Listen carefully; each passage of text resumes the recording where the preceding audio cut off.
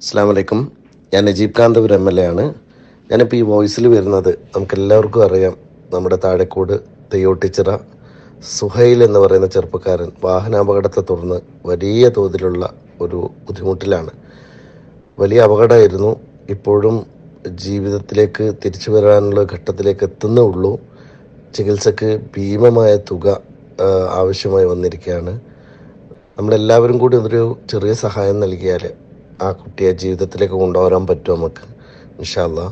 അപ്പം അതുകൊണ്ട് എല്ലാവരും ഈ ഒരു വോയിസ് കേൾക്കുന്ന ആളുകൾ ഇതിന് പറ്റാവുന്ന ഒരു ഹെൽപ്പ് എല്ലാവരും ചെയ്യുക.